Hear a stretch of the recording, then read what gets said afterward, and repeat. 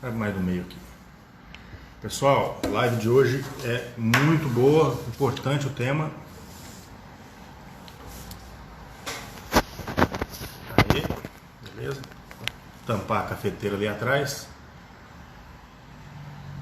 Ó, daqui a pouquinho o doutor Delmiro Campos vai estar com a gente aqui. Vamos só esperar ele entrar. Ok, ele vai demorar 2 minutinhos, já me avisou aqui. Enquanto isso, a gente já vamos conversando aqui já. Conforme a gente já anunciou aqui, o tema da live de hoje é o adiamento das eleições que foi aprovado ontem pela Câmara. E esse adiamento, viu, pessoal? Tá tudo bem o áudio, né? Eu sempre peço pro pessoal me dar um feedback. Ok. Dairel, só desliga essa luz aqui do meio, que aquela fica ruim na live, por favor. Boa noite, Diogo. Tudo bom? Diogo Pires é Ferreira e Chaves, nosso do escritório do qual eu sou sócio. Nessa parte do direito eleitoral, nós temos uma parceria já há algum tempo e nos apoia aí, a gente faz um trabalho bacana. Pessoal, como o Dr. Delmiro pediu 2 minutinhos, porque ele teve um imprevisto, nós já vamos adiantando aqui o tema. Dr. Delmiro, para quem não conhece, é um advogado muito importante no direito eleitoral, lá de Pernambuco. Ele é ex-desembargador do TRE de Pernambuco, então tem uma experiência enorme. Tem muita bagagem para trazer para a gente aqui. Ó, o Murilo chegou aí, ó. O Murilo e o Diogo, Murilo Chaves e Diogo Ferreira e Chaves, escritório do qual eu sou sócio no direito eleitoral. Depois vocês acompanham as redes deles também, vamos fazer um jabá aqui, tá bom?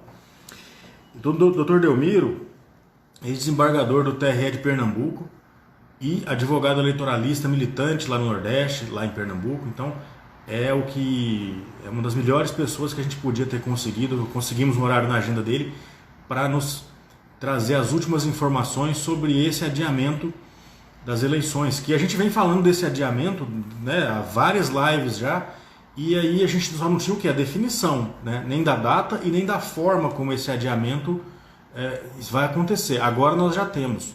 Então, ontem, no dia 1º de julho, foi finalmente, depois de muito debate, foi aprovado o adiamento das eleições, temos nova data, para dia 15 de novembro, só que tem uma enormidade de alterações também que vão impactar a vida de todo mundo envolvido nas eleições de 2020. Então, data para prestação de contas alterou, data para início da campanha alterou também, prazos de desincompatibilização, como que fica? Tem prazo que não alterou, já passou, tem prazo que vai alterar, né? Então daqui a pouco o nosso convidado vai estar aqui para nos esclarecer as mudanças, porque as mudanças... Ó, o Dr. Washington também entrou aí agora. Dr. Washington, abraço. Ó, o Dr. Washington é excelente advogado eleitoralista, especialmente na parte de partidos políticos, prestação de contas partidárias. Amigo meu já há muitos anos. Então, pessoal, como a gente estava falando aqui, finalmente temos uma definição. Até para contextualizar vocês um pouquinho, quem não acompanha mais de perto, essa modificação é por meio de uma PEC, proposta de emenda constitucional. Passou essa proposta de emenda constitucional pelo Senado primeiro. O Senado já estava mais concatenado, mais sintonizado com o TSE. Já vimos reuniões deles com o Davi Alcolumbre e com o presidente do TSE, preparando tudo. Então essa PEC passou no Senado de forma muito mais fácil, muito mais rápida, até porque são muito menos senadores também, né? São só 81. E aí passou lá e na Câmara havia uma certa resistência de uma parte da Câmara, há uma ligação maior de deputados federais com os prefeitos, muitos prefeitos não queriam o adiamento, havia ainda um grupo de prefeitos que queria o cancelamento das eleições e jogar as eleições para 2022. Então, na Câmara foi um pouco mais difícil a interlocução, a sintonia foi um pouquinho mais demorada. Então, demorou uns dias aí. Mas, finalmente, chegamos nesse consenso. Esse consenso é importantíssimo para quê? Para que todos possam se preparar, para os candidatos saberem quando podem começar as eleições, a campanha, quando vão ser as convenções eleitorais, né? Então eu vou aproveitar e vou fazer um resumo aqui para vocês já, enquanto a gente aguarda o doutor Delmiro, como é que as principais datas das eleições que são de interesse dos pré-candidatos. As convenções eleitorais, que são aquele momento das reuniões partidárias para alteração, para a escolha dos candidatos, ficou para 31 de agosto a 16 de setembro. Então, 31 de agosto a 16 de setembro é o período em que vão ser feitas as... Ele já chegou aí? Não? Ah, tá. 31 de agosto a 16 de setembro é o momento que... Ah, o doutor Delmiro entrou. É o momento... Vamos adicionar ele aqui. Ele vai pelo perfil direito eleitoral? Perfil. Ah, ele vai pelo outro perfil? Ah, tá. Ele entrou o perfil pessoal dele aqui. Vamos lá. Pessoal que tá aí, só um pouquinho mais de paciência, viu, gente? Vale a pena. Aqui...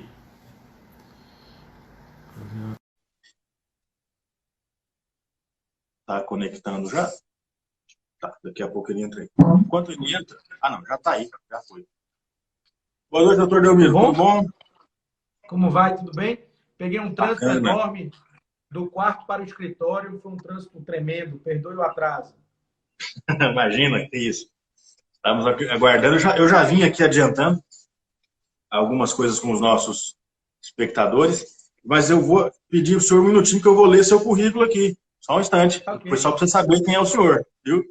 Pessoal, doutor Delmiro Campos, advogado eleitoralista. Já falei aqui antes um pouquinho, mas vou falar em detalhes agora. Advogado eleitoralista e desembargador do Tribunal Regional Eleitoral de Pernambuco. O doutor Delmiro é auditor do Tribunal de Justiça Desportiva, atua no direito empresarial, no direito administrativo, com ênfase na administração pública, direito bancário, direito civil, direito imobiliário e direito desportivo. Doutor, o que o senhor não faz? O senhor faz tudo. O crime não compensa.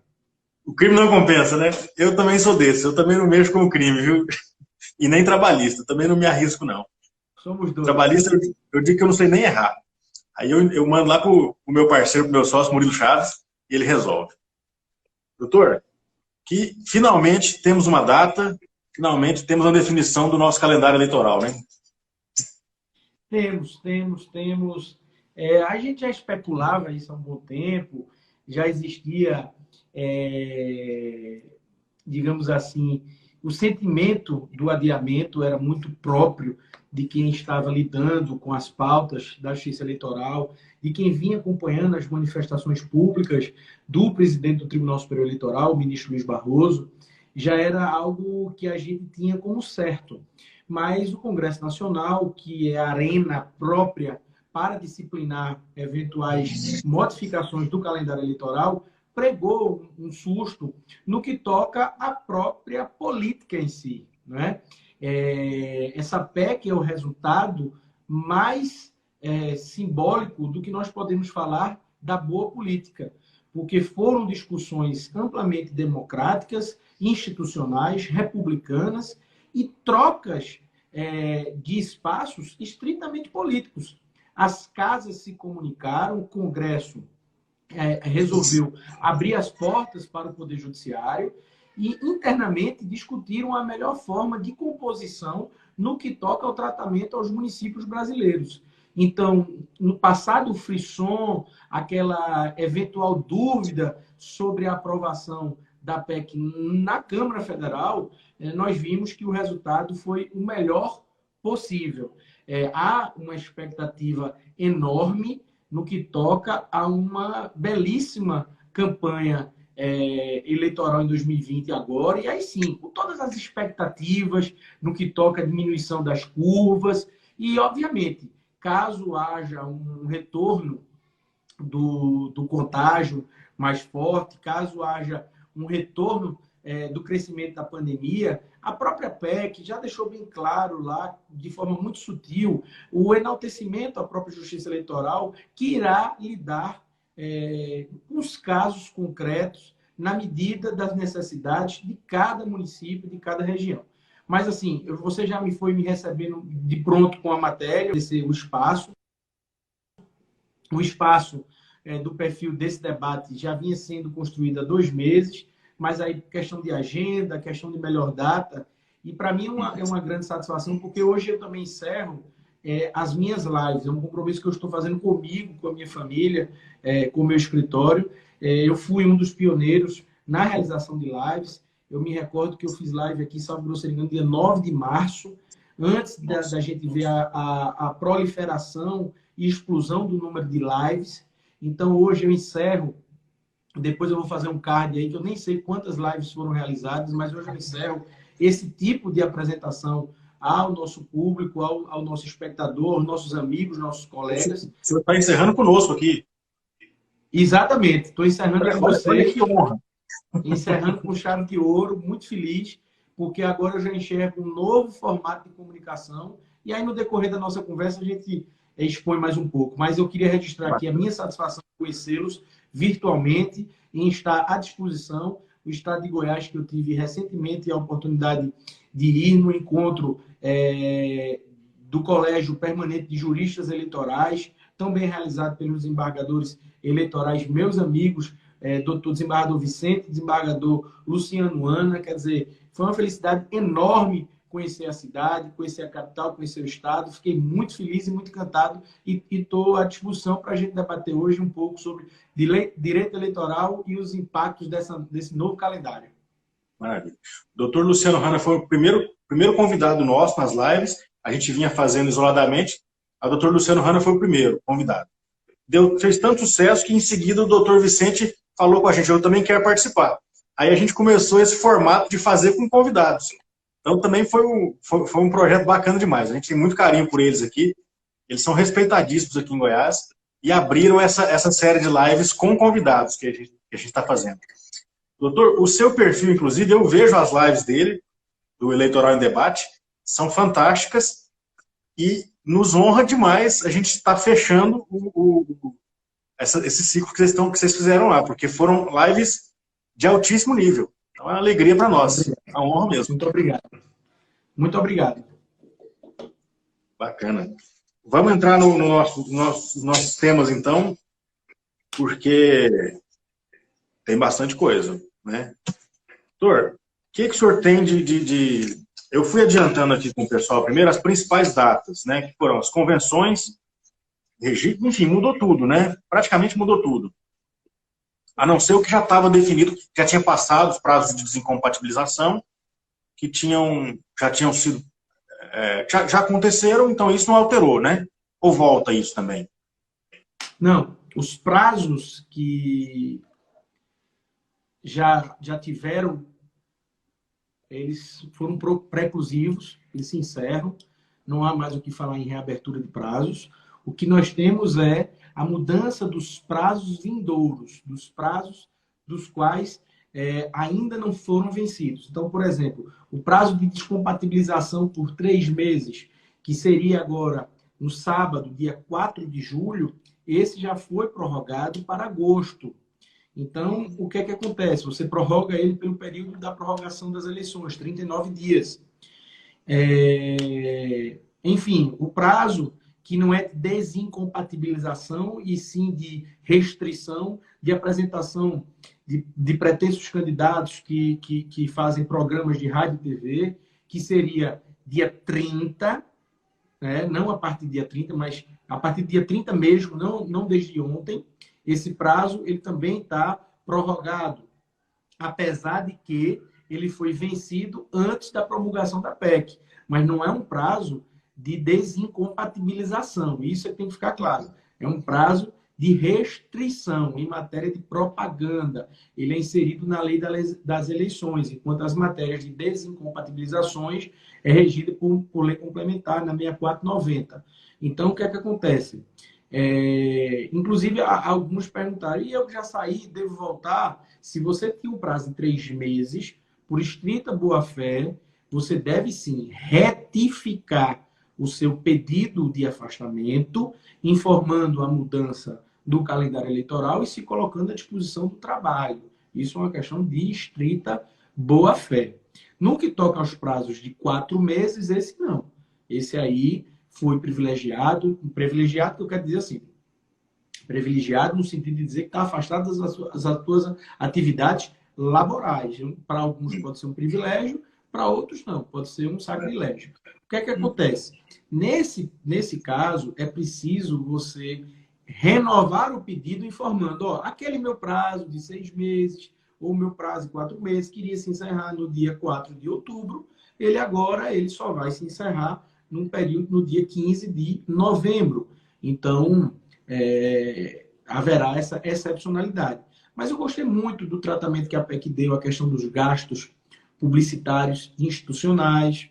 Então, nós tínhamos uma vedação dos 3 meses consolidada, inclusive para retirada das redes sociais, das páginas oficiais, das propagandas, dos outdoors que eventualmente estivessem fazendo propaganda de obras.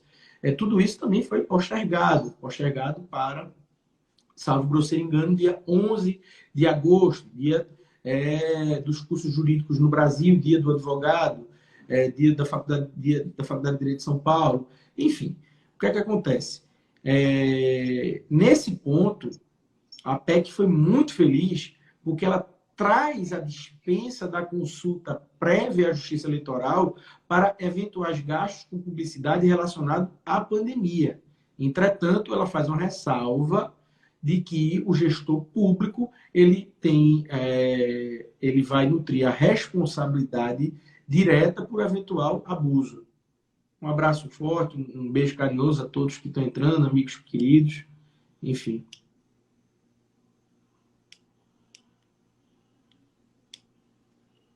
Você está me ouvindo bem? Deu um corte. Estou ouvindo bem. Uhum. Pronto. Devolva a bola. O que eu achei um pouco... talvez me parece que fugiu um pouco a regra, foi esse prazo do afastamento dos comunicadores, do apresentador de jornal, de rádio, que seria no dia 30, que não é a desincompatibilização, é uma restrição, né? E passar para o dia 11. Eu não entendi muito bem isso. Me parece que... Porque a rigor já tinha passado quando foi aprovada na Câmara, né? Mas é que tá. É uma questão de adequação própria ao calendário. É diferente. Os prazos de desincompatibilização, eles geram a inelegibilidade. Ele é um requisito para o deferimento do registro de candidatura. No caso de uma eventual burla à proibição da presença nos canais de comunicação, pode gerar multa no primeiro momento. E aí a questão de vir ou não ter a cassação tem que ser caracterizado o abuso, o excesso. Então não seria uma falha momentânea que iria comprometer a candidatura propriamente falando, diferentemente dos prazos de desincompatibilização, que uma vez não respeitado, ele fere de morte a postulação no registro. Já derruba o registro lá, possivelmente já derruba o registro na origem, ali, né? Se alguém iniciar isso no registro de candidatura, né? Doutor Delmiro, bom, os impactos jurídicos a gente sabe quais são, todos nós vamos ter que nos adaptar, estamos tratando disso, né? Desde o começo, na verdade, todo esse processo. Qual que é o impacto que o senhor enxerga político dessa alteração de calendário? Eu acho que é um impacto positivo. Os detentores de mandatos, os prefeitos que estão nesse momento enfrentando essa pandemia, e algumas cidades, inclusive, com crescimento ainda dos números de contágio, eles gostariam de ver essas eleições resolvidas com maior proximidade, porque enxergam um momento de que qualquer conduta administrativa tenha uma repercussão imediata nas eleições. Então, é um sentimento natural de liquidar, digamos assim, esse momento. Entretanto, para a democracia como um todo, ela possibilita a diminuição desse número de contágio e possibilita um exercício maior por parte da oposição política no Brasil, na medida que vai possibilitar ou tenta trazer, por um simples adiamento de 39 dias, uma maior discussão das políticas públicas que estão sendo desenvolvidas. Então, assim, eu vejo como algo muito positivo a possibilidade de nós termos um maior debate. Porque quanto mais próximo for a eleição do pico, menor será as condições plenas da realização das propagandas políticas. Essa é a grande questão.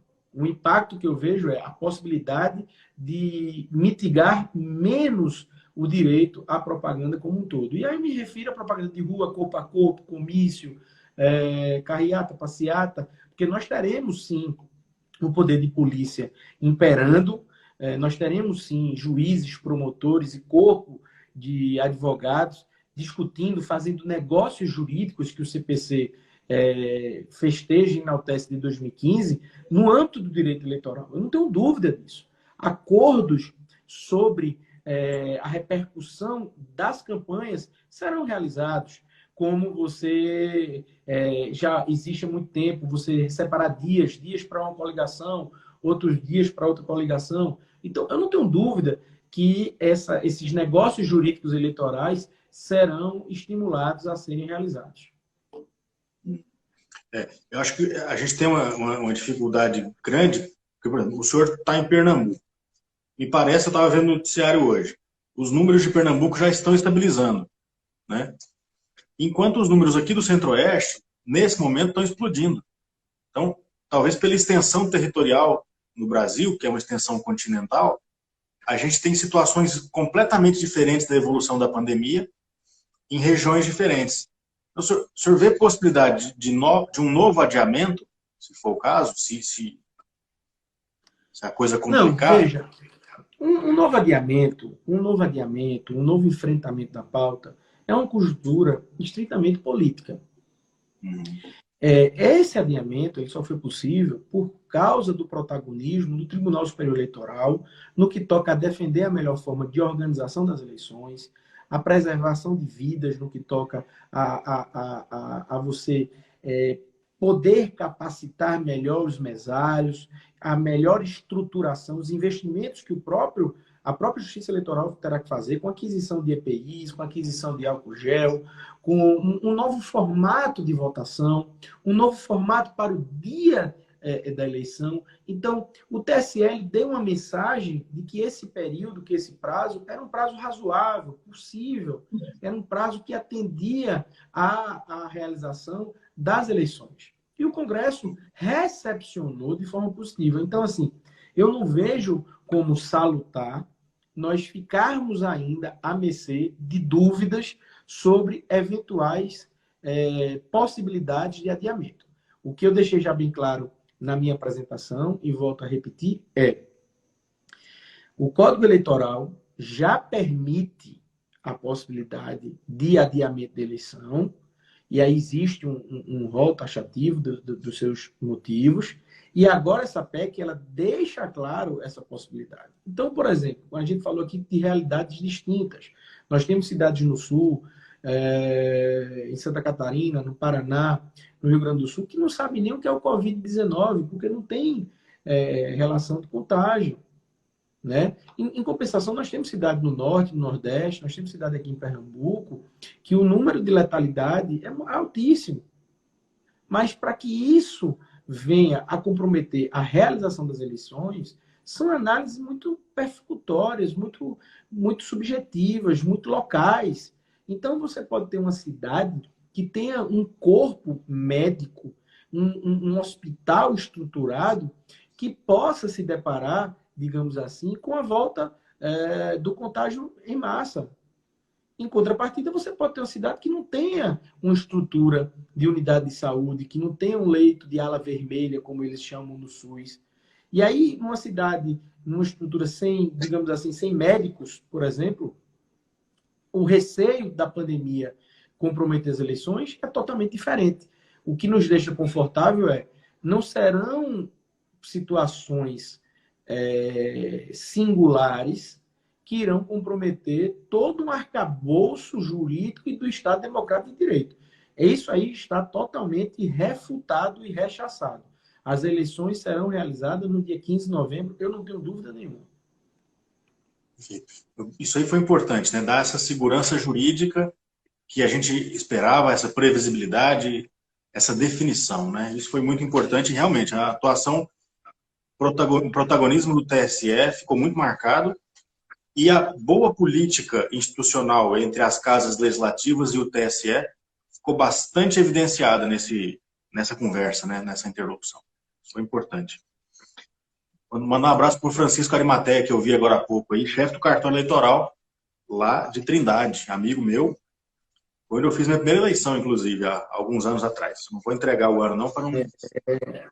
Eles são os grandes protagonistas das eleições, viu?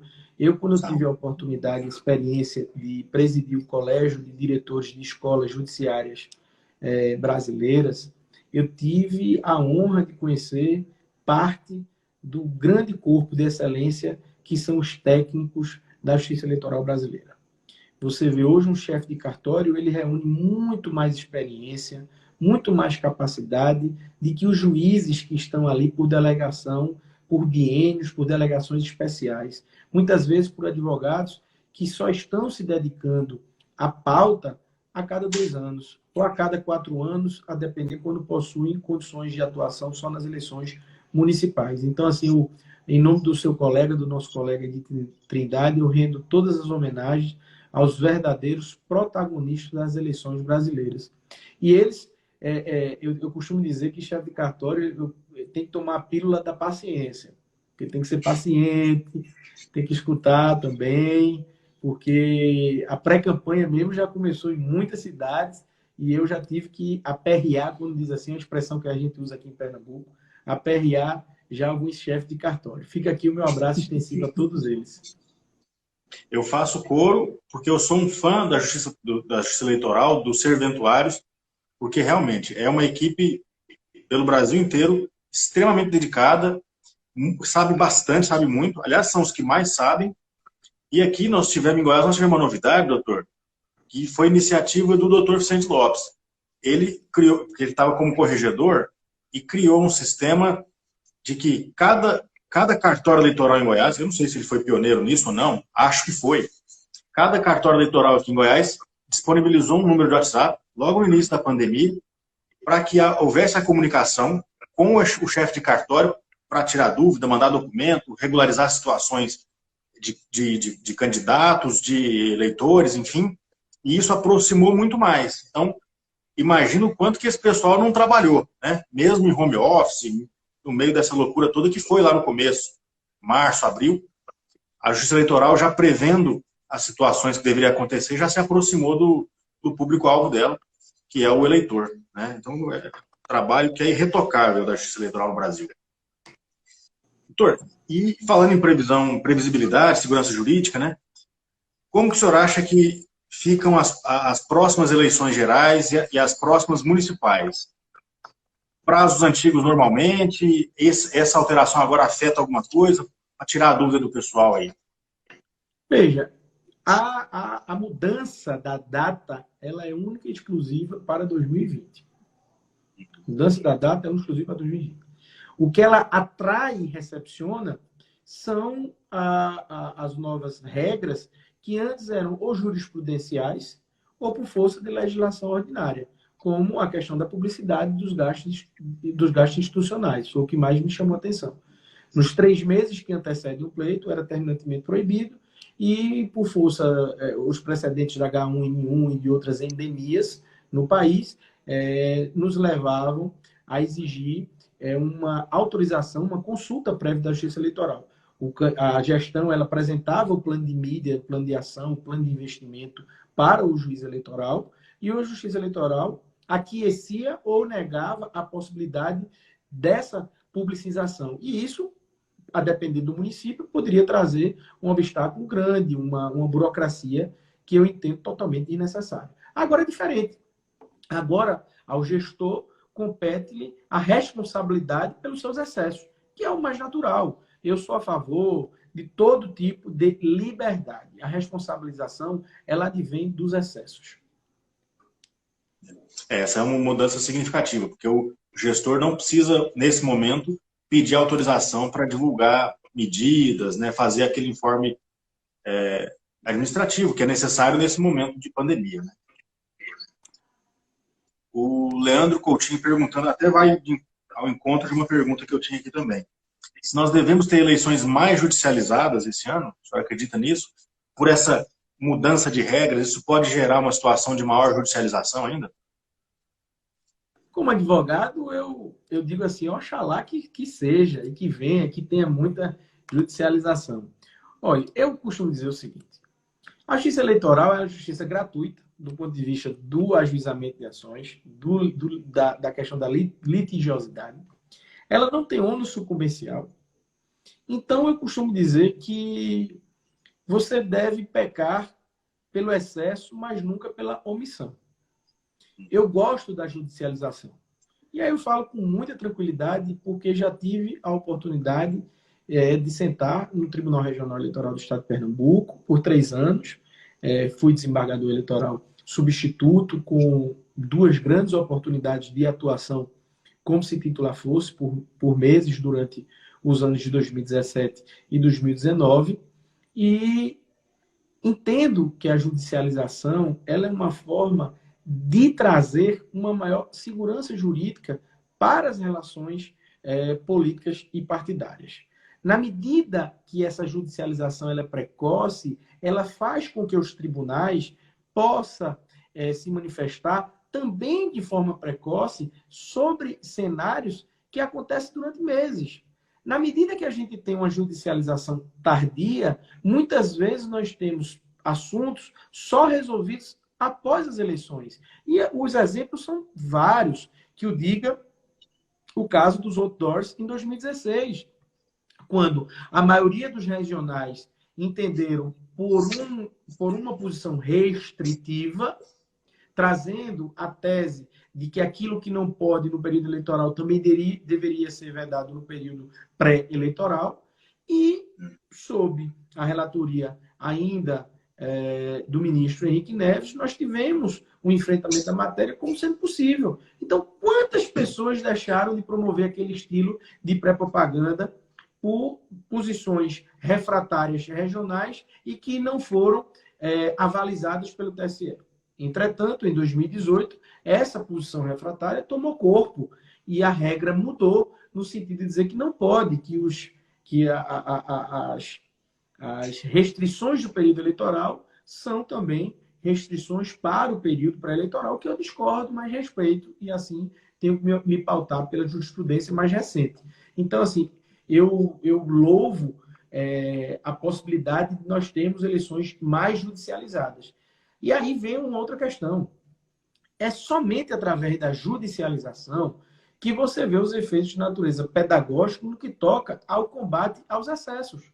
Porque se você não faz uma representação pelo 30A, no que toca aos gastos de campanha, se você não leva ao judiciário uma compreensão que determinada conduta pode ser abusiva, quem o fará? Quem o fará? Então, eu volto a falar.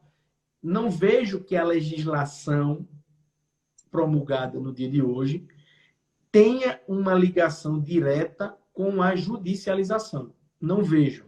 Não é a mudança da data da eleição que a tornará menos ou mais litigiosa. Agora, eu louvo a iniciativa do início da judicialização de todas as pautas. A gente tem que saber quais são os excessos das enquetes, o que pode ou não em termos de propaganda, o que pode ou não em termos de desinformação, de fake news, uso de hashtags. Então, existe um universo de coisas que já estão acontecendo na pré-campanha e que os tribunais precisam se debruçar para levar ao pré-candidato a mensagem do que pode e o que não pode.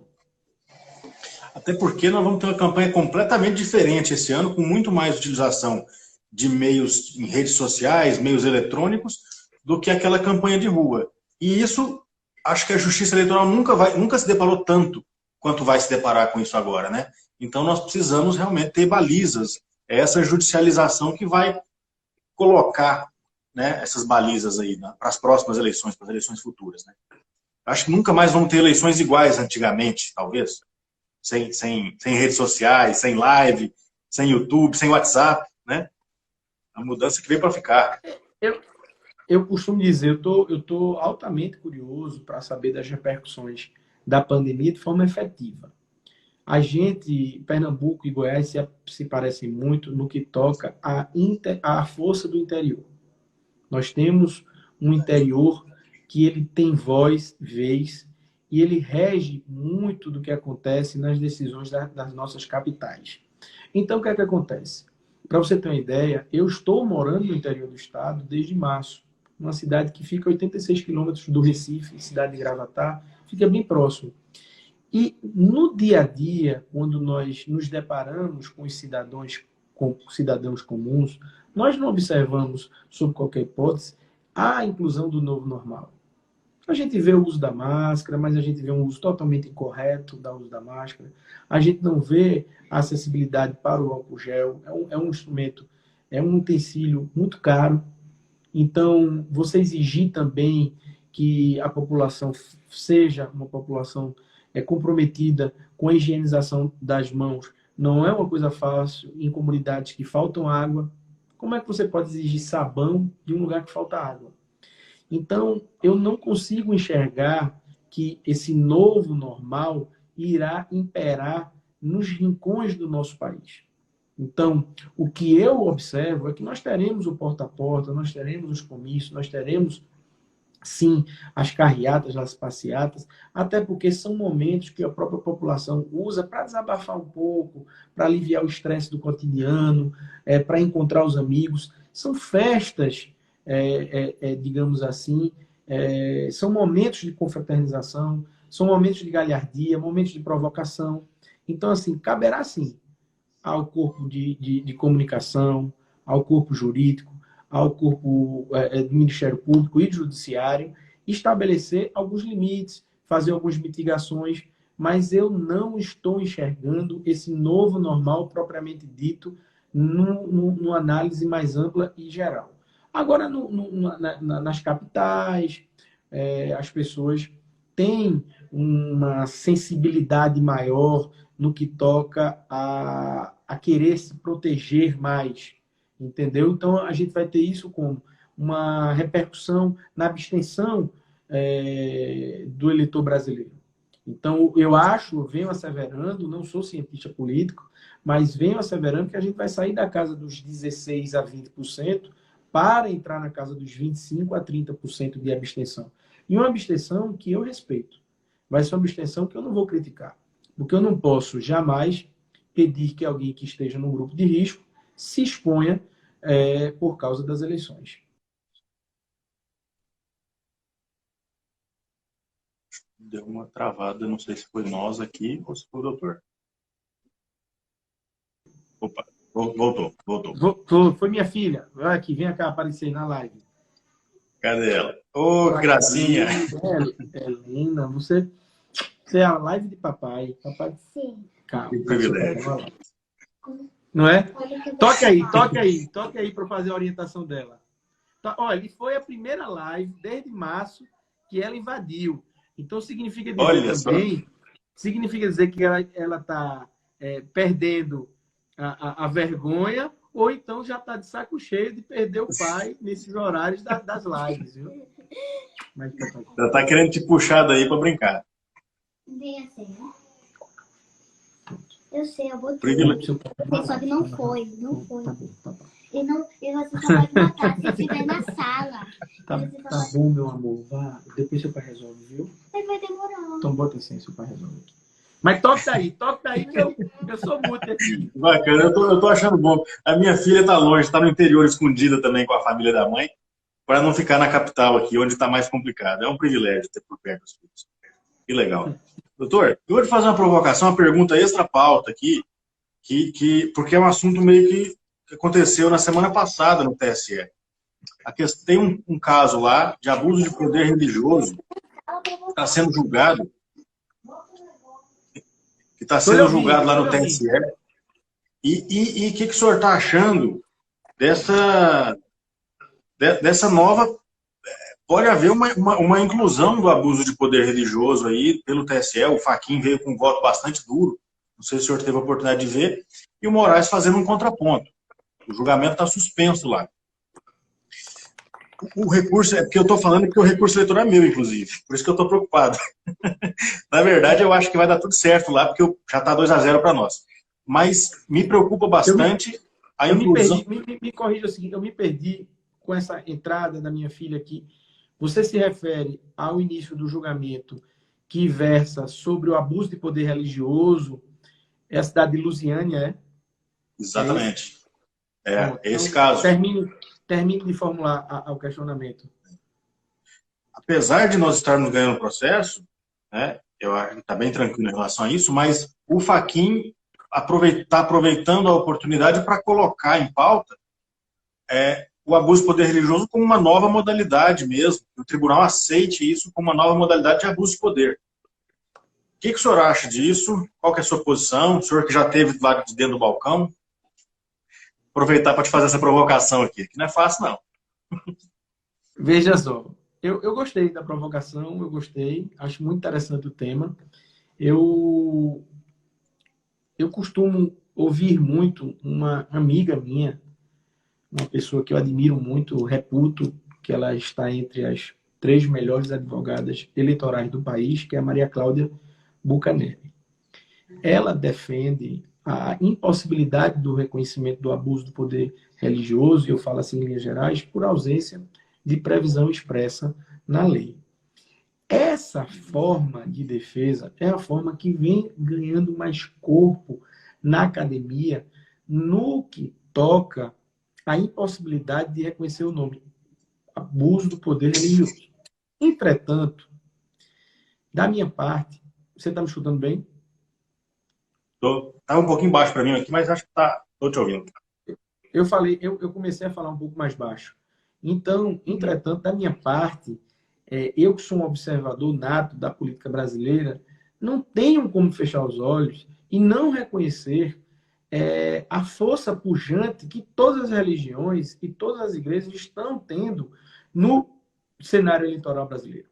Eu não tenho dúvida que a Igreja Católica, as igrejas evangélicas, enfim, os centros de umbandas, todas as atividades religiosas podem, na minha humilde opinião, incorrer para o incurso do artigo 22 no que toca a um abuso de poder. E aí, se você não quiser dar o nome do abuso do poder religioso e dar um abuso de poder econômico ou abuso de poder, simplesmente abuso de poder, pouco importa. Para mim não interessa. Agora, tem que analisar o caso concreto. Eu não vou tratar sobre o processo, porque eu não conheço o caso concreto, apesar de já terem compartilhado comigo o acordo por diversas oportunidades, apesar de já ter lido sobre o julgamento, apesar de já ver as críticas que estão sendo apontadas ao ministro Fachin, mas o que eu quero apontar é correto que um pastor ou que um padre, na sua paróquia, no seu templo, enfim, apresente um candidato como uma alternativa de maior viabilidade para os seus fiéis? Isso não é desequilibrar o pleito? Você colocar em destaque uma candidatura, eu reconheço que sim, que é desequilibrar o pleito. Entretanto, há quem diga que a força sindical é da mesma maneira. Entretanto, há quem diga que os times de futebol possuem esse mesmo alicerce quando sobem, como se fosse um foguete, dirigentes desportistas que são alçados à condição de políticos. Então, é diferente dos meios de comunicação, quando você vê os Datenas da vida. Então, o que eu quero lhe dizer é, eu estou comprometido em estudar a matéria, venho sempre pendendo para o lado do reconhecimento do abuso do poder religioso, mas ainda me dói muito a ausência de um dispositivo legal expresso no que toca à limitação da atuação política por parte das religiões brasileiras. E vem aquela questão, o Estado é laico, nós sabemos que mas nós sabemos da influência que a religião tem. Eu costumo dizer, no interior, a cidade, só 3 pessoas mandam na cidade. É o juiz, o padre e o prefeito. Né? O juiz, o padre e o prefeito. Então, assim, nós sabemos a força que tem. Eu fico muito preocupado, e aí eu vejo a preocupação de quem advoga a tese contrária da sua, é a sedimentação de decisões judiciais sem lastro legal.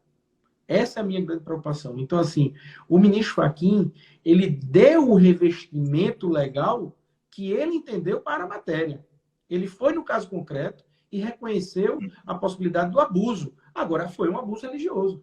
Então, sem ser muito prolixo, que é um defeito que possuo, eu acho que essa tese ela deveria tomar campo para outros cenários. É isso que eu quero dizer. Para o cenário sindical, para o cenário desportivo. Então, e não tratar o assunto de forma restritiva, discriminatória, ou apontando o dedo como se fosse uma forma de censurar a participação religiosa na atividade política e partidária. É mais ou menos assim que eu penso. Até porque, por exemplo, já tem gente aventando a possibilidade de um influenciador digital, por exemplo, desequilibrar uma eleição. Em alguns centros, em cidades maiores, há essa possibilidade. Um Whindersson Nunes aí no Nordeste, o poder que ele não tem se ele colocar os canais dele a serviço de alguma candidatura, até que ponto isso é um abuso ou não é, né? Acho que a sua análise se insere nisso, né? Não pode ser só o religioso que tem que ser analisado, né?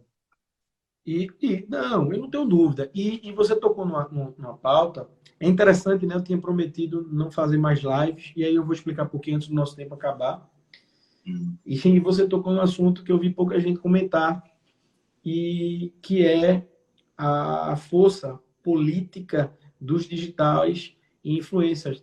E você tocou num assunto muito interessante. Muito interessante. No Caixa 2, por exemplo, de pessoas que estão recebendo já para fazer campanhas dissimuladas, né? De blogueiros que já estão fazendo campanhas dissimuladas, porque eles podem, no limite da liberdade de suas expressões, manifestarem as suas preferências. Manifestarem as suas preferências. E isso tem uma repercussão muito grande. Foi bom você fazer esse apontamento. É uma coisa que, em algum momento, e é aquilo que a gente falava há pouco, né? Vão surgir figuras novas, apesar de que a campanha vai ser muito tradicional, nos rincões, nos interiores, mas acho que, e devido à pandemia, vão tomar força figuras novas que vão ser analisadas pela Justiça Eleitoral e vão ser colocadas no debate jurídico a posteriori das eleições, aí, no meio das eleições, para frente, né? Isso aí nós vamos nos deparar com isso, com certeza. Doutor, deixa eu ver quanto tempo nós temos aqui, porque eu vou ter que te pedir as considerações finais. 10 minutos, nós temos 10 minutos. Então, tem uma pergunta aqui que a gente tinha separado. Deixa eu ver se... doutores, boa noite, poderiam dizer um pouco sobre o cálculo eleitoral. Não dá tempo. O cálculo eleitoral é complicadíssimo. Eu vou fazer uma live sobre isso depois no meu perfil pessoal lá, mas uma hora não dá para fazer. Mas eu vou fazer depois. Por que foi importante essa definição 3 meses antes da data prevista para a eleição municipal? Uma pergunta que colocaram aqui para nós. Bom, pela questão da segurança jurídica, né? O senhor tem algum comentário sobre essa pergunta? Por quê? Eu não entendi. Por quê? Por que foi importante essa definição 3 meses antes da data prevista? A definição da data das eleições, né? Não, a importância se dá pelo resultado democrático do debate. Há quem esteja criticando que demorou muito para ser apresentado. Eu também acho. Eu estou, no caso, elogiando. Eu acho que houve uma prudência muito grande. Eu acho que houve uma preocupação do ministro Luiz Roberto Barroso em olhar um pouco para a estrutura da organização judiciária eleitoral brasileira, depois ouvir a classe de infectologia, depois ouvir a classe médica como um todo, ouviu a academia. Eu faço parte da Academia Brasileira de Direito Eleitoral e Político, e na Abradep, parte da solução apresentada na PEC foi apresentada no final de março. Nós fizemos um grupo de trabalho e apresentamos no final de março. Então, assim, a OAB ela só veio apresentar uma manifestação semana passada. Eu faço parte também da Comissão de Reforma Legislativa Eleitoral da OAB, da Comissão de Direito Eleitoral da OAB, mas faço uma crítica para dentro. O grupo de trabalho, tão bem coordenado por amigos e participantes, só apresentou um trabalho semana passada. Então, assim, não era uma decisão que podia ser tomada a toque de caixa. Haveria de ter um amplo debate, e esse debate ocorreu. O debate no Senado foi belíssimo. O Senado fez uma audiência pública, ouviu todas as entidades de classe que se manifestaram o desejo, ouviu os infectologistas que estão no fronte do combate à pandemia.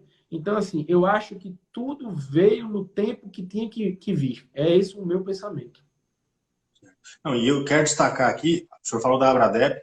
A Abradep faz um trabalho de ponta no direito eleitoral, reúne os maiores nomes do direito eleitoral no Brasil e produz estudos, conteúdo, trabalhos que são fundamentais.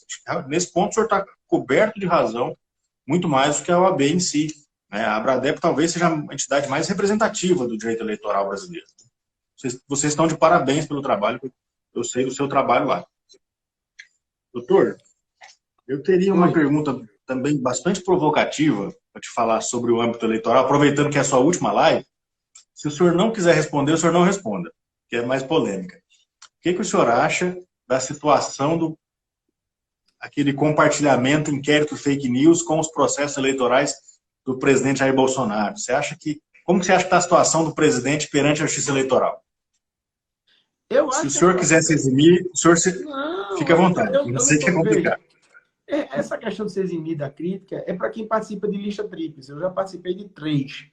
A última, tive que ser substituído porque sou filho de desembargador e entenderam que há um favorecimento. A preocupação minha foi 0, nem recorri. Voltei para minha casa, que é a advocacia. Então, assim, eu me sinto muito tranquilo de opinar sobre qualquer questão. Eu não tenho amarras nenhuma. Eu acho que a situação no processo para o presidente Jair Messias Bolsonaro é tranquilíssima. Não tem provas, não há argumentação de prova que o comprometa, nem comprometa a legitimidade da sua eleição. Tanto foi assim que o TSE resolveu abrir novamente a instrução probatória. Nos votos vencidos, foi destacado a impossibilidade dessa abertura de instrução probatória, porque houveram esforços por parte da Polícia Judiciária baiana e do Judiciário baiano e não lograram êxitos. Então, naquele momento, entenderam que não era possível. Entretanto, a preliminar de cerceamento de defesa diz: eu não tive a oportunidade de realizar uma instrução mais ampla. E o Tribunal Superior Eleitoral disse: então, que tenha. E aí eu lhe pergunto: que mal tem? Eu costumo pensar muito assim. Eu costumo pensar assim: quem não deve, não teme. Quem não deve, não teme. Então, eu não vejo problema em instruir processo onde o acusado tem bom direito. Então, você me perguntou sobre o fato concreto. O presidente responde por 7 ou 8 AGs. Eu só estou me reportando as 2 que versam sobre a invasão criminosa num perfil de manifestantes contrário à candidatura do presidente, onde foi modificado o perfil, o nome do perfil, a ideologia do perfil, e o próprio ministro Barroso entendeu aquilo como um insulto gravíssimo à própria democracia, uma invasão de privacidade enorme. Então, assim, o crime cibernético em si é altamente perigoso. A questão é a correlação dele com a eleição propriamente dita e com, obviamente, as pessoas que estão no envolto do presidente da República. O que nós estamos vivendo hoje é uma propagação de desinformações sem qualquer controle, sem qualquer respeito. A gente tem um espaço na internet dando eco a uma cultura da mediocridade, a uma cultura do quanto pior, melhor, e a gente tem que combater isso. Nós estamos aqui, olha, com o Tiago Aires, é um dos advogados com o maior número de seguidores no Brasil, advogado eleitoral, foi o coordenador jurídico da campanha do presidente. Foi nosso convidado aqui na live passada. Foi o coordenador da campanha do presidente Jair Messias Bolsonaro. Eu me recordo muito do Tiago lidando com o Facebook, com o Google, o WhatsApp, o Instagram, que é do Facebook. Então, assim, sou testemunha de ter visto ele e os esforços dele em reuniões em São Paulo, enfim, sempre com o objetivo de defesa da mais ampla lisura no pleito. E vou lhe dizer com muita humildade, existem dois fatores muito recorrentes em todas as eleições. Aqueles atos que são estritamente espontâneos, mas que, por óbvio, o candidato ele recepciona de braços abertos. Então, se você tem um apoiador seu trazendo uma informação que o favoreça ou venha prejudicar o seu adversário, você vai ficar silente. Você é uma meia conivência. É óbvio. A partir do momento que essa possibilidade possa lhe atrair um prejuízo, você vai denunciar, você vai estancar, você vai obstar. É muito simples. A própria representação ela disciplina. Retire do conteúdo, retire do ar o conteúdo e você se exime da responsabilidade da sanção pecuniária. Então, é muito diferente dos movimentos espontâneos para os movimentos que são realizados de forma deliberada. Perfeitamente. Isso eu acho que é patente também. Tem que analisar se há uma coordenação ali da campanha, se não havia ou não. Mas movimentos voluntários, como é que você vai eventualmente punir o candidato, se ele também não tinha nem conhecimento? Aí tem que ser apurado, né? Perfeito. Fiz essa pergunta mais difícil um pouquinho, né? Mas agora está mais livre, doutor. Considerações finais, porque o nosso tempo daqui a pouco encerra. O que o senhor tem, inclusive? Quero mandar um abraço enorme para Goiás, parabenizar a empresa, a Mega Soft Informática, pela difusão e fomentação das discussões acadêmicas. Eu quero parabenizar você pelo trabalho, pelos esforços que você vem desenvolvendo para isso. E aí eu lhe digo com muita honestidade, eu vou explicar agora por que eu não estou mais investindo nas lives, porque eu observei que através dos conteúdos de webinars, nós poderemos alcançar um público maior e, às vezes, mais interessado com a matéria na medida que interage melhor. Aqui fica um dueto muito, às vezes, um monólogo, quando alguém toma para si a voz e a gente não dá conta da quantidade de perguntas por causa da velocidade das mensagens. Então, assim, é uma questão de ferramenta e de alcance. Mas para mim foi um prazer enorme fazer essa live. Estou à disposição de vocês todos. Enfim, à disposição do privado. Sigam aí o nosso perfil, Eleitoral em Debate. Gostei muito. Muito obrigado e parabéns pelo trabalho desenvolvido. Bacana. Eu agradeço, senhor, pela disponibilidade, pelo desprendimento de nos atender aqui com se colocando à disposição. Eu sei que sua agenda é cheia. Obrigado por responder as perguntas mais cabeludas que eu fiz aqui, até extra pauta, né? E tudo de bom nos próximos projetos aí, que Deus nos abençoe nesse ano de eleições pandêmico, né? E, mais uma vez, pela honra de estar encerrando o seu ciclo de lives do Eleitoral em Debate. Pessoal, siga lá o Eleitoral em Debate, tem muito conteúdo bacana. E eu tenho que avisar aqui, nós vamos ter lives, nós vamos seguir nas lives, não vamos parar não. Enquanto tiver gente assistindo, a gente segue. Terça-feira, dia 7 e na quinta-feira, dia 9, lives pela Megasoft Informática. Já está definido assim, terça-feira a gente está falando mais de um assunto administração pública, prefeitura, os problemas aí que estão acontecendo, e dia 9 o eleitoral segue com mais novidades aí. Tá bom, pessoal? Doutor Delmiro, forte abraço. Um abraço forte. Quando as coisas voltarem ao normal, a gente se encontra talvez em Recife ou talvez em Goiânia, se o senhor voltar aqui. Tá bom? Para mim vai ser um prazer enorme. Eu vou aí com certeza, porque o Luciano é um irmão que a Justiça Eleitoral me deu, Luciano Ana, e assim, eu tenho um carinho por ele, assim, enfim, enorme. Então, é certeza. Ele é uma simpatia. Tudo de bom. Tudo de bom. Um abração.